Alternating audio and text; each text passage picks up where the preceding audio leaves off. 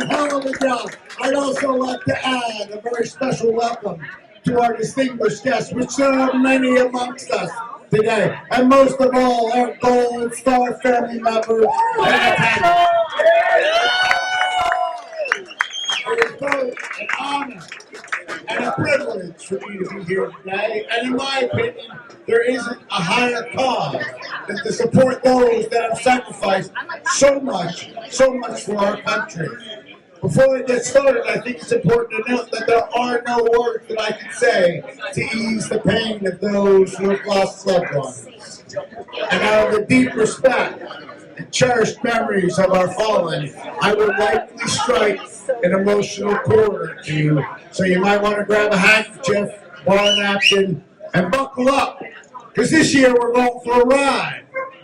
Who would have thought 61 years ago the SEAL teams would be where we are today? In those 61 years, not only have we earned the nation's trust as the military's most elite fighting force, but we have shaped the fate of America in so many ways, with our admirals, our governors, our senators, our congressmen, our mayors and commissioners, our astronauts, our novelists, our artists, our lawyers, doctors, teachers, industry leaders, and law enforcement officers. Ladies and gentlemen, the list is long and it's strong. So as we get ready to celebrate the 14th Tampa Bay Frogman swim and the 23 years of the Navy SEAL Foundation and all the goodness that comes along with that, I thought I'd ask for a few moments of your time to highlight what it means to be a teammate in the SEAL teams. But before I do so, I'm going to tell you a quick sea story. And I'm not going to let the truth stand in my way of a good sea story. So in other words, I might do a little ad-libbing. But it's mostly true, I swear. There I was. The year was 2012. I was working directly for Admiral McRaven, the SOCOM commander, the senior commander during the Bin Laden raid. He and I were at a security forum of some sort. There were reporters and journalists, counterterrorism experts, and military defense personnel in the audience. Admiral McRaven was on stage with two other distinguished guests. And I recall this one journalist in the front row just peppering the Admiral with questions about Navy SEALs and the type of people they are. Now, I don't remember his exact response, but it went something along the lines of this: average age 28, married, kids, typically selected from areas such as water polo, lacrosse, rugby, mountain biking, hiking, wrestling, and lacrosse. They top the charts for moral and physical courage.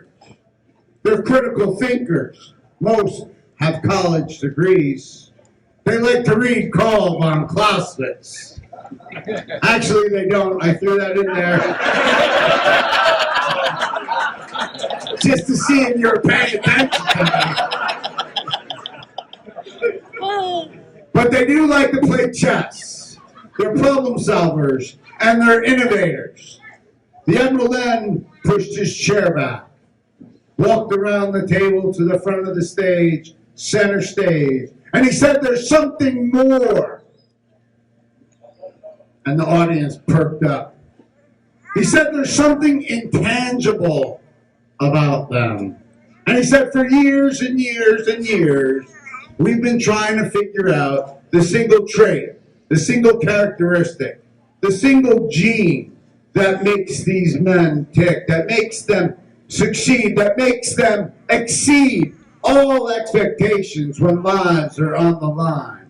And for years, we've had the best scientists, anthropologists, sports medicine docs, strength and endurance coaches, athletic trainers, behavioral specialists, operational psychologists, and distillers. That's right, distillers of single malt scotch.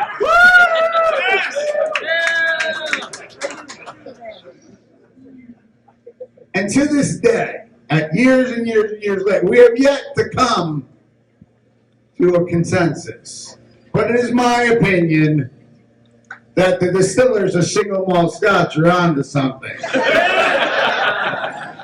But on a serious note, the Admiral then tightened up his stare, looking across the horizon of the audience, almost as if he was looking across the Hindu Kush mountain range, a place so treacherous, so extreme that only true warriors feel at home up there. And he said, "Let me make something perfectly clear. Make no mistakes, ladies and gentlemen. These men are not a bunch of choir boys." Adam Brown is the best.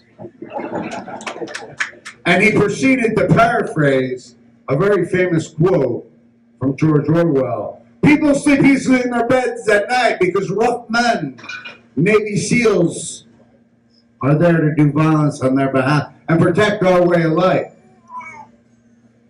The Admiral then eased his stare, looked towards the journalist that answered the question. The journalist, like the true professional he is, he was like, "Hey, did I answer your question?" Hold the trigger. The journalist was shaking in his boots at that time. Yes, Admiral, thank you for your service. Now, it is my belief that the intangible aspect that Admiral McRaven mentioned directly ties to the term teammate. And it was Aristotle who said, the antidote for 50 enemies is one friend. Well, I'm going to do one better. The antidote for 50 enemies is one teammate. Yeah! So you want to know what it means to be a teammate in the SEAL teams? I'm going to tell you. In the SEAL teams, the greatest compliment one SEAL can do to another is to call him a teammate. Yes, it is a simple term, but it conveys just about everything about how we live, how we operate, and sometimes how we die. In the sea, underwater at night, when it is the coldest and darkest, it is your teammate that swims beside you, even though most of the time you can't see him. But he is there, always willing to provide you air if you run out, untangle your lines if you get caught underneath the ship, or in between the piers. And on occasion, it is your teammate that has to fend off unwanted visitors while you are conducting business in deep waters and foreign ports that just maybe a handful of people in the United States government even know about. In the air, it is your teammate that checks the pins and straps upon your parachute. No twist, pins, fully seated, thumbs up from the back of the aircraft. It is your teammate that follows you out of a perfectly good aircraft in the middle of the night into the dark open sky. It is your teammate that ensures you pull at the right altitude. And he does that because you look him in the eye, you nod at 6,000 feet. You agree to track away 90 degrees. You commence your wave off at 5,000. And you initiate your pull sequence at 4,500. Pins are out at 4,000. That leaves you just a few seconds if anything goes wrong.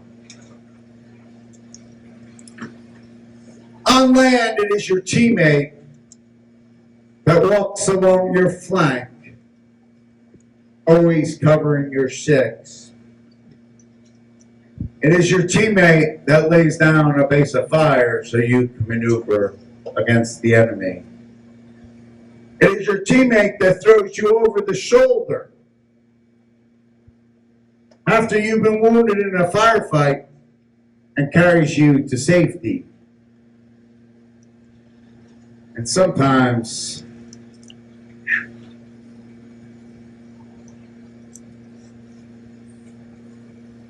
And sometimes it's your teammate that lays down his life for yours. The term teammate represents a bond among those who wear the trident, as well as those who are assigned and attached to a SEAL team, a boat team, an SDV team. It can also include our other special ops brothers in the Army, Air Force, and Marines. Bottom line, it's something you got to earn, and you earn it every day. This bond is nurtured in the way we train, the way we bring warriors into the brotherhood. We are known as the teams because of this bond. This bond is born in basic underwater demolition school, BUDS, where it is forged by adversity. It's tempered, it's hardened, and it's sharpened to a razor's edge in the chilly waters of the Pacific. It continues to grow in the platoons, at the teams, and it is the driving force behind every action a SEAL does. It's unconditional and unending. In short, our teammates are known for acting selflessly, way outside their comfort zone, with ferocious determination and raw courage in the face of near or certain death.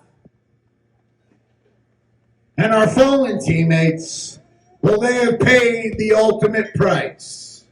They have sacrificed their last full measure of devotion for their teammates, the mission, the nation, in support and defense of the Constitution. And it goes without saying that their legacy will continue to be honored in the future generation of teammates, guiding their every deed and steadying their resolve in the toughest of situations. Ladies and gentlemen, that is a glimpse of what it means to be a teammate in the SEAL teams. For the swimmers out there today, each and every one of you swam for a warrior that embodied what it means to be a teammate. For the Navy SEAL Foundation, Robin King, Admiral Pybus, the whole NSF team. We got Terry Tomlin, who's not with us, Sean Duncan, who the Gold Stars were so important to, another founder. Our families, our donors. We, and my wife Susie, I couldn't do without, of course.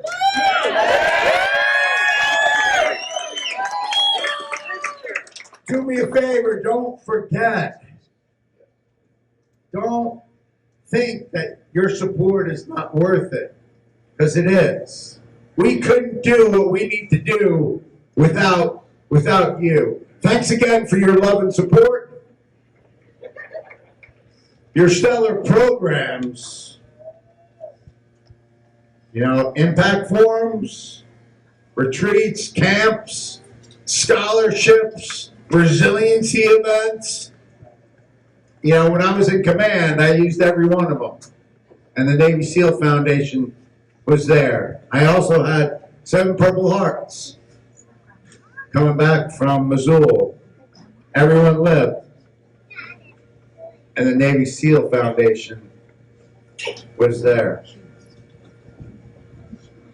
So thank you for your critical programs and your vital funding. For our Gold Star family members in attendance, and actually those that could not attend, our great nation owes you a debt of gratitude.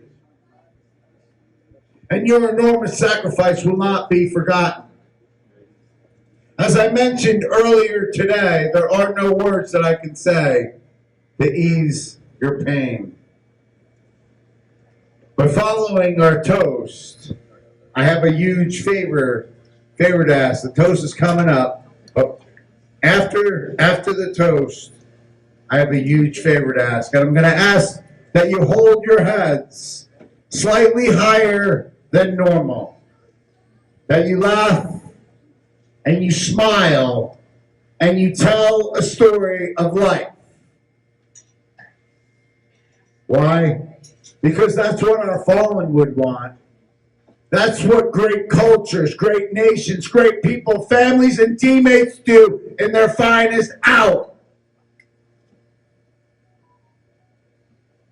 And lastly, in times of war or uncertainty, there stands a special breed of warriors ready to answer our nation's call and protect our way of life. In the SEAL teams, those warriors are also known as teammates. Ladies and gentlemen, I hope your glasses are fully charged. Stand by, it's a 3-part toast. Don't knock it back. Don't knock it back. Or take 3 small sips or have 3 shots. Line them up.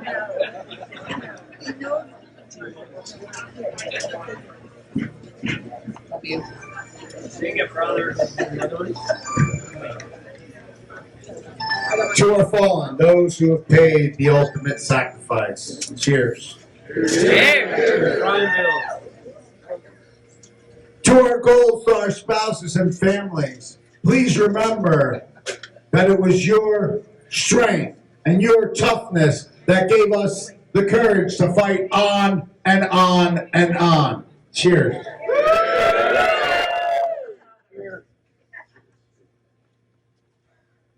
To our fallen and our Gold Stars,